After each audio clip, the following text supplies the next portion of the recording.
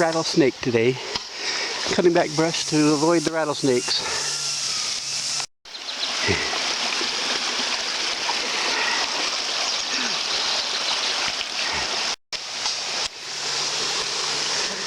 The creek relocated, so we're trying to get the path so that people aren't hiking in the creek.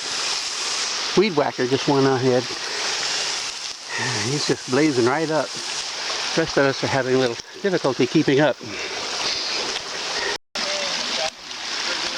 Oh. Well, I don't know. Wait, how far back do you go? All the way to the national forest. How far back do you go as far as when you're getting up?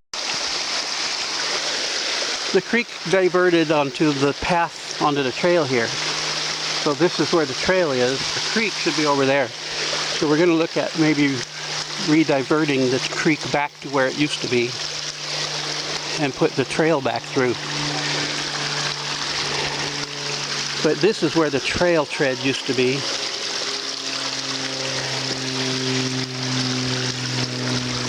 And we might be able to re-divert here. See? Here.